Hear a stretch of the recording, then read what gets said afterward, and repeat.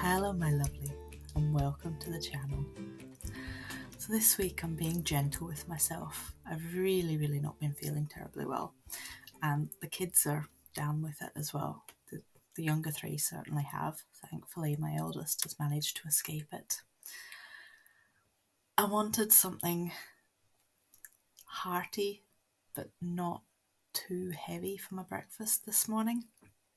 So I am going to go ahead and make some sourdough crumpets. Now these are made with what they call discard, and that's basically any kind of fed starter that has risen and fallen back down again. And people always worry about, what am I going to do with the discard? But this is, it's still good for making sourdough bread with, and lots of different sourdough products. But I've had quite a lot of it. Because I know that the kids love the sourdough crumpets, I'm making a double batch of it today. So you've just seen me scoop out 2 cups. Usually I'd only make a small batch, but because I'm making it for the kids too, I thought I'd better do a double batch. So I've got those 2 cups of discard there. I'm putting in 2 teaspoons of sugar, just to give it a little bit of sweetness. And next up I'm searching for my measuring spoon. Do you think I could find it? No, of course I couldn't. Anyway, we'll be fine. So I'm going to put in 2 pinches of salt, and that's quite important just because it helps to bring out the flavour. And the final thing that I'm going to add is just under half a level teaspoon of, well, maybe not quite a level teaspoon of baking powder. And it's the baking powder that gives crumpets that wonderful holy texture. And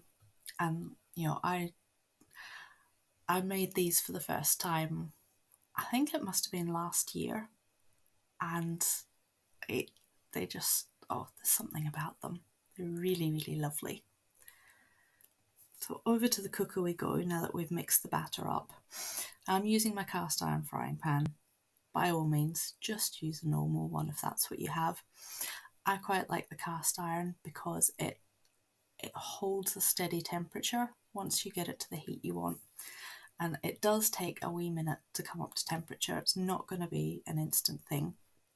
But once it's at the temperature you want, it does hold it steady, if that makes sense. So things like pancakes and crumpets, I think cast iron's really good. I'm just putting a wee drizzle of avocado oil there.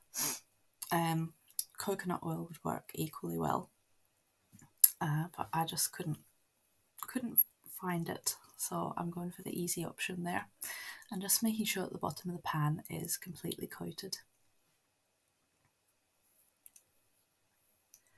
Now, if you're using a non-stick pan, you could maybe get away without using any oil, or just like a wee smear of butter on the bottom of the pan.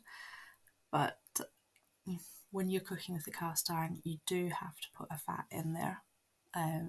It does need it to make it non-stick. So I think we're nearly up to temperature. Let's see. Yep.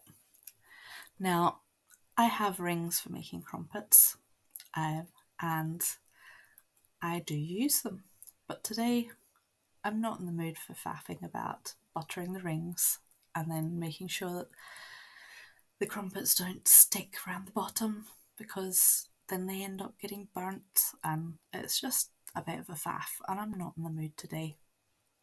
And as much as they're not as tall and fluffy as the ones you see in the shop, these taste divine. They have that delicious, addictive, sour tanginess to them, but they're still light and fluffy. So as you can see, they have got that distinctive holy top on them, and I've managed not to burn the bottoms. Hooray! Yeah, usually the first batch is a sacrificial batch. Yeah, the one you wouldn't serve to anyone else, but you're quite happy to eat, just like the pancakes. But no, I'm quite happy with these.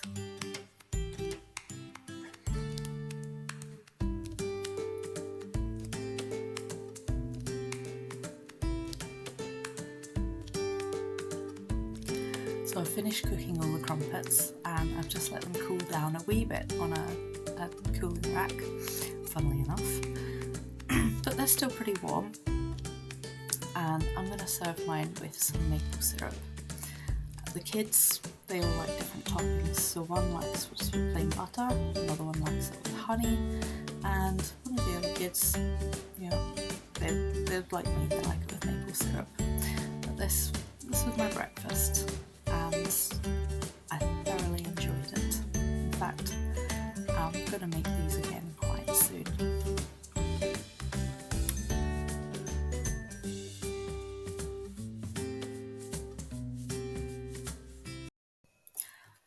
So I am getting ready for the market this week, and I need to get my lip balms made.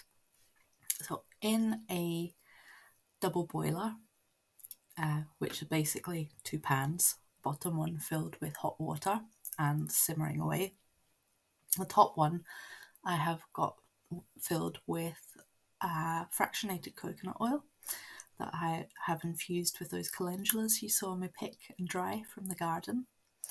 And then I've just put in some shea butter and some beeswax that I reclaimed from our hives. I've just grated it because it's easier to measure, and it also melts a lot quicker.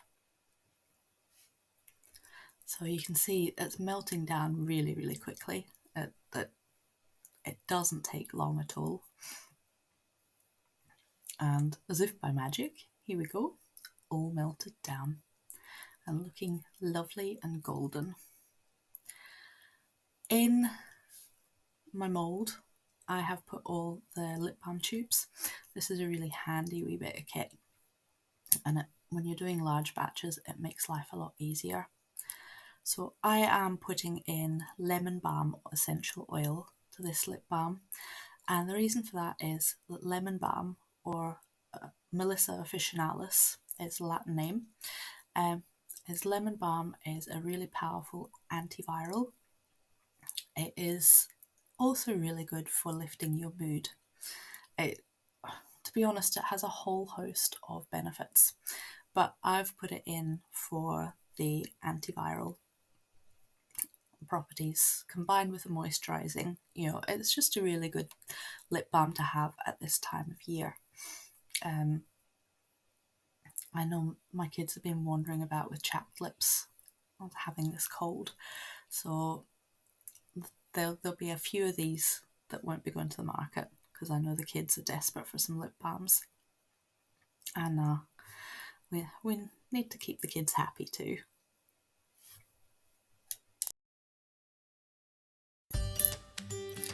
So I didn't have quite enough to fill the tubes. I've just gone ahead and made up enough to fill the rest of them. And you can see just how quickly it starts to set. And you wouldn't wind one of the first tubes up just yet, but it does start to go solid very, very quickly. So I'm having to work quite quickly as well. But this is just something really simple that you can do for yourself. You don't have to have this mould. It's a nice to have, but it's not a necessity. And these are currently all labelled up and waiting on the market stall, ready for lots of lovely people to come and buy them and use them. But I am so grateful for you for joining me this week, and I hope that you found some value in this video. If you have, please hit the like button and subscribe. I release new videos every Thursday. So thank you so much for joining me, and until next time, take Take care, my lovely.